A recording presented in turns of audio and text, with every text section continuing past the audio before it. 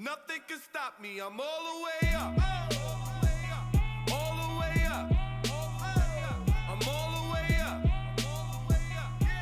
the way up. What if someone lied and said, "Oh, I've got another 100 here"? Well, I've Which I had people don't. do that. Yeah, I've had people do that, and I mean that sucks, but still, it's, Now tell us how you did it. well, just a lucky guess. It's, Come on, tell the truth. no, all right, tell so the truth. let me show you something else. All right, so here, I was actually going to use your watch for this, but we got to do all kinds of stuff with your Damn, my watch. rubber band broke. Let me show you. So I mean, Dude, how do you do this is what I want to know. Before, maybe we can go off air, but I need to see that right there. so let me. Well, that was a guess.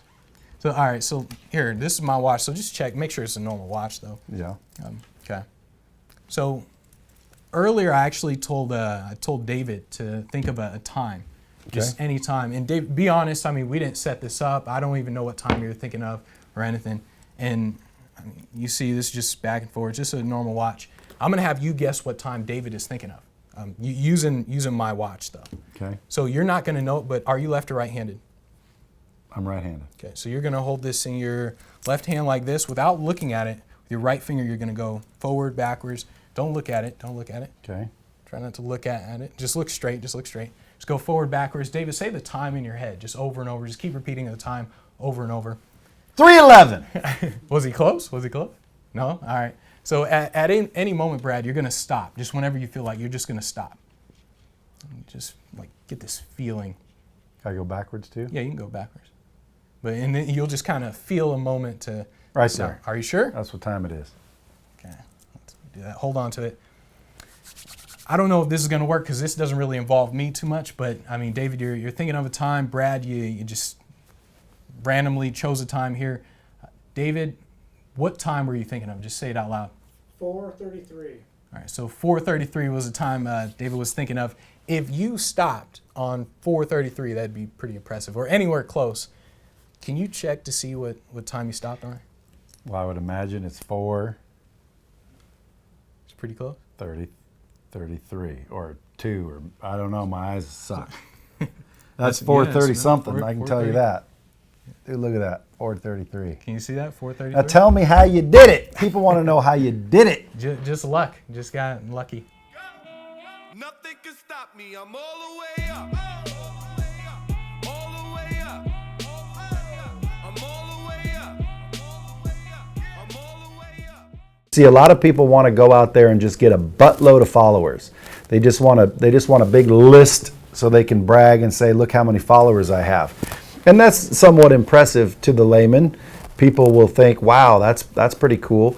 But there's a lot of people out there, and it's getting even more, that can tell when they're fake followers, and usually it's based on engagement, wouldn't you say? What you have to understand is that there are a lot of people out there who are building their ego rather than building, their personal brand. And you can't build a personal brand with a bunch of zombie followers. So it's super important that you're dealing with real people all the time. And all it takes is a little bit of creativity and a lot of action and determination and consistency. And so that's what we see when we look at the real Brad Lee. But if somebody else wants to be Yeah. like the real Brad Lee, you have to consistently give value. And you can't take the shortcut. Nothing can stop me. I'm all the way up. All the way up. I'm all the way up. I'm all the way up. If you've been a victim of identity theft, all you got to do is go to the police station. So you go to ftc.gov first, and you download the identity theft affidavits right on the front page of ftc.gov. You take that into your local police station with a copy of your credit report. You list all of the items that are identity theft, give it to the police officer. They'll do a police report. You simply take that now and you fax it to all 3 credit bureaus. They have 72 hours to remove that. So for example, in California, if you're a California resident, if they don't remove it within 72 hours, it's a $10,000 fine per day after that 72 hours. Wow, who gets the fine? You do, the consumer. So I'd do it just for that and hope Yeah. they don't remove it. Hey, we got a question from Kimberly Shitling. Well, hold on, Kimberly. So what he's saying there is it's very easy to get identity theft handled. or they pay you $10,000 a day. A day. A day. And what's crazy is I okay. had identity theft, and I keep hearing about identity theft, and the whole world thinks identity theft is a bitch to get off your credit report. It's not. See, when you talk to someone that knows what they're doing in the industry that you're interested in, or the in other words, find the people that know what they're doing. Nothing can stop me. I'm all the way up. All the way up. I'm all the way up. I'm all the way up. So I'm taking notes here, but what I'm noticing here is, where's the complaining? I didn't hear you say anything about complaining. Yeah. And I'll bet you $50, there's 99% of the people wake up bitching and moaning every day, complaining about what's wrong, complaining about what happened the day before, or what they don't have to move forward. Yep. You don't have complaining on this list. That means you guys need to eliminate complaining. Tell them about, again, I mean, like when I'm listening to you, you focus on what you fear. Yeah. So if you're complaining, that's focusing. You're focusing on. You complain on something, you're focusing. You complain that someone's being a dick, you're going to get more people being a dick. Right. Yep. You complain about not having enough money, You're going to create more poverty. you're going to create more conditions that causes poverty. Yep. So you have to stop complaining. You have to decide what it is you want. Tell me if I'm right. Yep. You have to decide what it is you want. That's first and foremost. And again, I've said this before, and I didn't even know you said this. This is just when someone asked me what I did, I had to decide what I want. Okay. Then I wrote make a plan. You called it a Prosperity plan. prosperity plan. Yeah. So you make a plan based on what are one or two things you can do to help get that you want. That's part of your plan. Then you write it down, right? Yep. Keep it simple. Have your quiet time. Get deeply and emotionally committed to it, which is basically reading your list every day and visualizing, which is focusing. See, he's telling you to focus on what you want. Focus on that promotion. Focus on that success. Focus on that relationship. Focus on that improvement. Okay? Because every day you're focusing on it, and guess what? It manifests. It starts to become real. And I think what it really does is it in my opinion, it alters, let's call it the universe and the conditions in it, to where now those opportunities are there, which is the last step. He said, then you got to take action. Because most people want to sit there and think, I can do these 4, but they forget to do the take action part. Right. How important is the take action? 110%. I always do an exercise. I did it this morning when I was speaking. I'll take a copy of that book and I'll say, who would like this book? And there can be 100 people or 5,000, and virtually every hand goes up, because there's always a jerk that doesn't like me. But most everybody likes me. Every hand goes up. They want the book. And I'll say, seriously, who wants the book? And they'll kind of raise them higher. And I'll say, seriously, who wants the book? And finally, after 10 or 15 seconds, somebody will realize they got to get up off their ass and take some action. And somebody will stand up and run through the aisle and come up and grab That's the awesome. book, right? I'm And it teaches a gonna lesson. do that. That's a good Yeah, one. it's such a huge difference between wanting and desire and taking action. Here's the funny thing, the brain, we learn things very quickly, because usually within about 2 or 3 minutes, I'll have another book. And I'll say, by the way, who wants this book? And everybody's Boom. so we learn so quickly, right? I mean, Nothing can stop me. I'm all the way up. All the way up. I'm all the way up. I'm all the way up. A lot of what I do is really just, it really just comes down to psychology. So it's very similar, like, all right, in sales, you don't have to read someone's mind to understand the objections, because you always get the same objections over and over and over. So you almost know what people are going to say before they ever say anything. Mm-hmm. That's what I do, where I've been doing this for so long. I know how people respond, so I know what to do before they do it. So you're prepared. Yeah, exactly. How are Just you prepared on that 433? I'm prepared because, all right, in fact, yesterday I was talking with Charlie, right?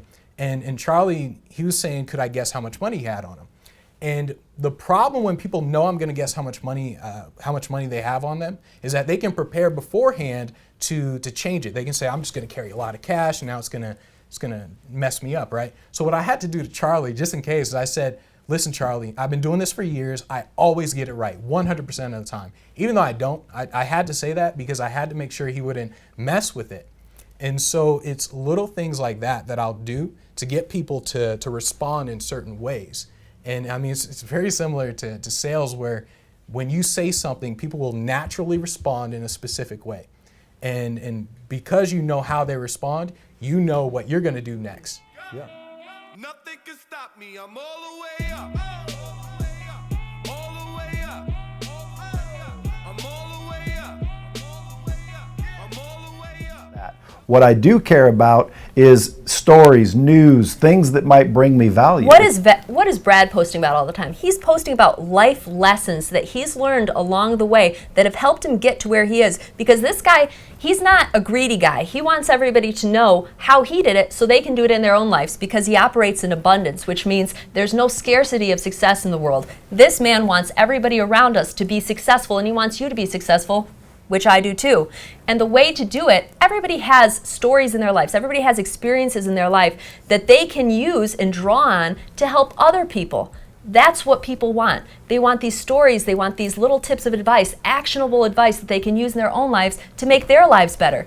Look at what Brad Lee's doing, and he's getting great engagement. Yeah, and I think the importance is kind of lasered in on being authentic. Like, again, you might be having a problem where you think nobody else in the world gives a rat's ass, or perhaps, you know, nobody cares. But in reality, there might be a lot of people going through the same thing. So a lot of times when people post about troubles and challenges and things that have happened in their life, you know, that starts to gain momentum, and it definitely gets interaction. A friend of mine and a good client of ours, Dan Lear, was driving in the car the other day, and he posted about heading to the Mayo Clinic to get some work or to get some treatment done. And man, he had like 100 comments just like that. Now, most people wouldn't post that, okay? But Dan, having the winning attitude that he has, he posted it because he doesn't care. Matter of fact, he's excited to get it done. And not only that, he's more excited to get the word out there to let people know that, you know, there are, you know, ways of doing this. So a lot of times people wouldn't even post that. More and more social media is moving towards the transparent stuff that you're talking about. Transparency. Yes, whether it's Snapchat, whether it's something like that, it's not all scripted. It's not all just, you know, pre-packaged, push it out there. That's what TV is. People like it real. Yeah, and that's why they call reality TV is happening the way it is, and everything is turning into reality. What's happening now is Facebook is the reality TV, and Facebook now is hosting video, actually, which I think is going to take down YouTube in some time. Nothing can stop me. I'm all the way up. All the way up. I'm all the way up. I'm all the way up. Where do your ideas come from? Where do your thoughts come from, right? Because you come into this planet a clean slate, right? Supposed to. It's supposed to, right? And what happens is we start observing how other people conduct in relationships, and that's how you learn how to conduct yourself in relationships. We learn how people are with money. Are they broke or are they poor? We learn that becomes our expectation. And so it develops over time. Next thing you know, you're 20 years old, and you're just repeating all those same decisions. And ironically, a lot of the decisions we choose to do are the ones we hated the most when our parents did it, right? This is not about settling old scores with your parents at Thanksgiving, by the way, right? But you got to know where your ideas come from. I used to hate it with my father. When I was growing up, I'd call my dad Old Yeller because he yelled at me. It scared the hell out of me when he yelled at me. My dad never hit the kids. He never touched us. But he would yell, and it got our attention. And then whenever I'd ask my dad a question like, why do I got to cut the grass? Or why do I got to be home at 10? He would always say, because I said so. It used to make me crazy. So when I got out of prison the last time, my son was 10 years old, and I got custody of him. By the way, he's 24 years old now. He's at University of Colorado. He's doing great. I mean, he's my pride and joy. I got him at 10 years old. And I made a promise to myself that I would never yell at my kid, and I would never tell him because I said so, right? Because I hated that. And then he became a teenager. All bets are off, right? It's like survival time. One night, my son comes home 30 minutes after curfew. Curfew's 11 o'clock at night. He comes home at 11:30. 16, 17 years old. He comes to the front door, and all of a sudden, my father's voice comes out of my body, right? My dad's junk came out of my trunk because it's hardwired in there, right? You got to battle it. And all of a sudden, I start yelling at my kid. And I'm telling him the same thing my dad used to tell me. I brought you into this world. I will take you out. You live under my roof. You live under my rules, right? I became my father, and I hated when my father did that to me. But my son now in this situation, he's 16, 17 years old. He's trying to man up a little bit. He starts yelling back. And at one point he yells, why do I have to be home at 11 o'clock? Everybody else stays out till midnight. What do you think I said? Because I said so, right? So we get these ideas about how to raise kids from our parents. And it may not be consistent with what we want today. By the way, most of my work is devoted to sales and business professionals, right? People who are selling for a living. Because if your expectation is your customer just wants a cheap price, guess what? That's exactly what you're going to pull out of your box.